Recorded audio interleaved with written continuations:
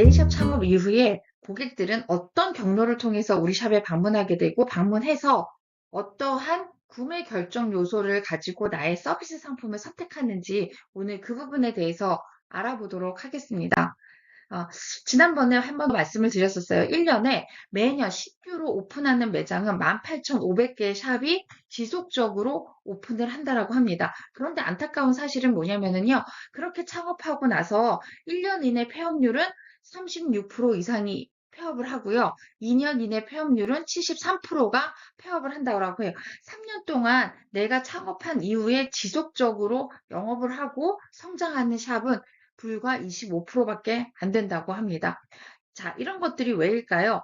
고객들이 어떤 샵으로 방문할 수 있는지 그런 경쟁이 굉장히 많이 심화가 되는 거죠. 우리는 가격으로만 경쟁하고 있는 샵이 있지 않을까? 그런 것도 한번 오늘 고민해 보면 좋을 것 같습니다. 한번 볼게요. 고객들은요, 이렇게 방문을 한다고 합니다. 네일 관리 주기를 한번 봤더니요, 한 달 이상 한 달에 한 번 정도 고객들이 방문을 하게 되고 네일에 관련된 유지 기간은 보통 3주 이상이라고 합니다. 우리가 알고 있는 요런 정도는 꼭 굳이 조사하거나 분석하지 않아도 이미 알고 있지 않았었을까라는 생각이 듭니다. 그리고 놀라운 사실은 우리가 굉장히 저가 샵들이 많잖아요. 그럼에도 불구하고 네일 관리 1회 비용은 적정 수준이 얼마냐라고 물어봤었을 때 5만 원에서 10만 원 미만이다. 대체적으로 고객들은 5만 원 이상 정도는 해야지 내가 좋은 서비스를 받고 내가 만족할 만한 서비스를 받는다라고 생각하시는 것 같습니다. 자, 여기서 하나 더 말씀을 드리면요. 네일 관련한 정보는 어디서 얻느냐라고 물어봤더니 보통 우리는 플레이스라고 생각을 많이 했었을 거예요. 그런데 플레이스는 검색 기반이고 검색하지 않아도 내가 자연스럽게 내가 고객으로서 네일샵을 방문하게 되는 경로나 정보는 첫 번째는 인스타그램이라고 합니다. 인스타그램 굉장히 열심히 해야 되겠죠, 우리가. 두 번째는 친구나 지인을 통해서 샵을 방문하게 된다고 합니다. 그래서 SNS 채널로 인스타그램은 지속적으로 릴스를 통해서라든가 아니면 뭐 카드 뉴스도 좋지만 그런 것들을 끊임없이 해야 된다라는 생각이 들고요. 물론 여기서 블로그라든가 기타들도 있었는데 요 근래에 고객들은 인스타에서 많은 정보를 얻고 있다라고 합니다. 그리고 두 번째는 친구나 지인 소개라는 거죠. 친구나 지인 소개만큼 사실 좋은 건 없잖아요. 이런 부분들 생각하시고 누군가가 고객이 왔었을 때 이 고객에게 내가 감동을 주고 그 감동으로 인해서 다른 분에게 소개시켜 줄 수 있는 그런 플로우를 만들어야 될 것 같습니다. 구체적으로 고객 구매 결정 요소를 한번 분석을 해볼게요. 첫 번째는 뭐니 뭐니 해도 내가 가지고 있는 서비스 상품, 디자인, 그리고 그에 맞는 합리적인 가격이 되겠죠. 요즘은 저희가 웰빙 제품, 비건 제품, 친환경 제품 이런 부분들도 꽤 많이 선보이고 있어요. 고객들은 고품질 제품을 사용하기를 원합니다. 다양한 가격대의 옵션이 있어서 내가 취사 선택할 수 있게 만들어 주는 거죠. 그런 예가 멤버십 혜택이 아닐까 싶습니다. 그래서 고객님께 맞는 합리적인 가격 정책과 거기에 맞는 나의 디자인 이런 것들 굉장히 중요한 첫 번째 요소로 뽑고 있습니다.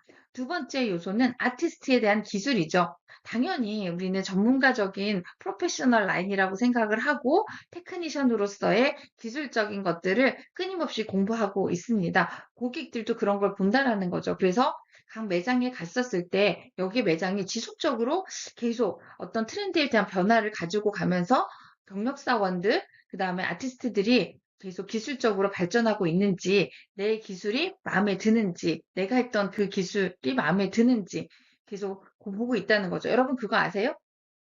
요즘은 아무리 첫 방문 고객에 대한 어떤 서비스 상품이 좋다, 무엇을 증정해주고 멤버십 혜택이 좋다라고 하고 첫 방문에 와서 이렇게 가입을 해라라고 해도 처음부터 움직이는 고객들이 많지가 않아요. 이유인 즉슨 내가 내 손톱에 이 광택이 제대로 잘 유지가 되는지 혹은 리프팅이 된다거나 아니면 큐티클 라인이 예쁘게 자라난다거나 아니면 혹시라도 살짝 상처가 나서 며칠 지나다 보면 또 살짝 큐티클 라인이 아프기도 하잖아요. 그런 부분은 없는지 이런 것들을 꼼꼼하게 따져보고 내가 고객이 지속적으로 방문할 수 있는 재방문 매장을 찾는다라는 거죠. 네, 여러분들도 다 공감하시라고 봅니다. 자, 세 번째는요, 위생 및 안전입니다. 두말하면 잔소리죠. 코로나 위해 소독에 대한 것들은 굉장히 철저해졌습니다. 저희 같은 경우에도 일회용품 사용하고 저희는 삼중 소독하고 있거든요. 청결한 환경 유지를 하고 있다라는 걸 고객에게 저희가 보여드리고 고객님이 안전하게 관리받을 수 있다라는 어떤 매뉴얼 같은 것들을 고객에게 보여드리면 고객님은 그런 것들 자체가 기존 다른 샵하고의 어떤 차별화 정점에 있다라고 볼 수도 있습니다. 그다음 트렌드 반영입니다. 끊임없이 어떤 최신 아트에 대한 부분들을 공부하고 연구하면서 고객들에게 선보이고 있죠. 그래서 고객들에게 우리 매장은 그리고 나는 계속 지속적으로 트렌드에 대한 공부를 하고 있고 여러분들이 뷰티에 대한 얼리 아답터로 갈 수 있도록 내가 만들어주고 있다. 뭐 이런 자부심 같은 것들을 고객한테 줘도 좋을 것 같습니다. 그 다음 두말하면 잔소리 고객 서비스입니다. 어쩌지 해도 당연히 친절한 고객 응대, 그 다음에 고객님에 대한 대기 시간, 그 다음에 뭐 음료 서비스, 주차, 그 이후에 고객님한테 사후 관리 서비스, 이 부분에 대해서도 제가 지난 시간에 어떻게 하면 첫 방문 고객을 끊임없이 지속적으로 우리 매장에 방문하게 할 수 있을까? 이 부분에 대해서 말씀을 드렸었습니다.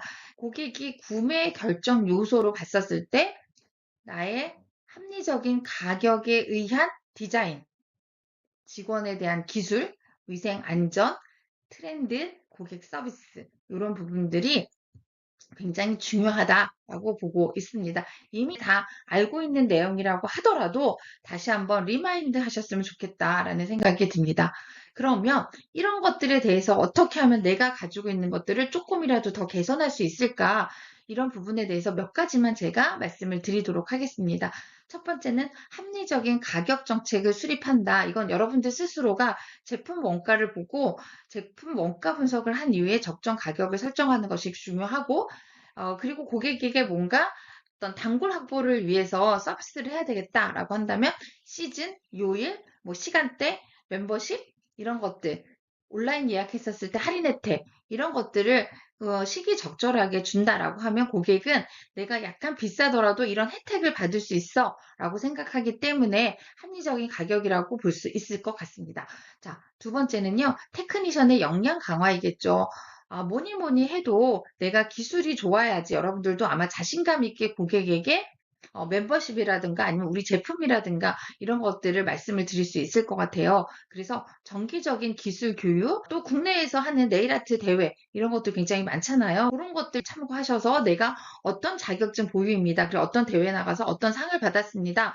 우리가 네일샵 보게 되면은 각각의 자격증, 상장 그렇게 쭉 이렇게 디스플레이 해놓은 매장들 보잖아요. 그런 것들이 고객에게 내가 가지고 있는 어떤 기술적인 역량을 보여주기 위한 것이 아닌가라는 생각이 듭니다. 그런 것도 좋은 아이디어죠. 그리고 또 하나 제가 아이디어를 좀 말씀을 드리면 매장에 직원들이 있다라고 하면 각각의 아티스트별로 이렇게 자기들만의 예를 들면 박경아만의 아트북, 홍길동만의 아트북 이런 것들이 있고 고객에게 직접 이건 제 아트북이에요. 그러면 저하고 맞는 어떤 티키타카가 잘 되는 고객들이 있잖아요.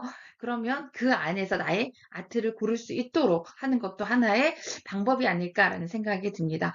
그다음 위생관리 시스템을 개선한다. 이런 부분은요, 여러분들이 아예 만드는 거예요. 어떻게? 정기적인 위생 점검 및 평가 시스템을 저희 매장 자체적으로 하고 있습니다. 그래서 저희는 매월 말 혹은 매월 15일이 되면 자체적으로 저희 매장에서는 위생적인 부분들 체크 포인트가 있습니다. 그래서 그걸 저희가 체크하고 계속 지속적으로 고객들에게 피드백을 받습니다.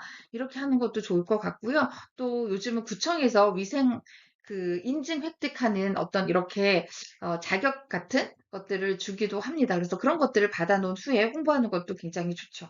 그 다음에 트렌드 리서치 및 적용 이렇게 되어져 있습니다. 제가 아까 인스타 말씀드렸잖아요. 마찬가지로 SNS 인스타를 통해서 고객들이 했었던 그 다음에 좋아요, 댓글 이런 것들이 얼마만큼 잘 달리고 있는지 그런 것들을 분석하면서 실질적으로 인플루언서하고 직접 협업해서 우리 매장은 트렌드를 선도한다. 뭐 이렇게 가져가도 좋을 것 같습니다.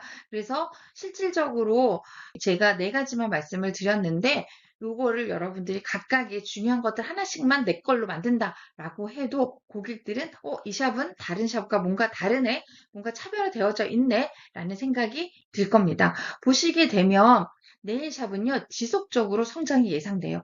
이게 지금 5년 전에 2020년부터 시작해서 전년도까지 네일샵과 네일 아트라는 검색어를 가지고 저희가 검색량 분석을 한 거거든요.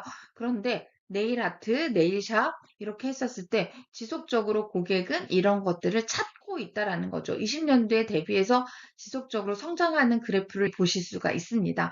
그러면 우리가 어떻게 하면 이 고객들을 우리 샵으로 끊임없이 오게 만들고 할 수 있을까?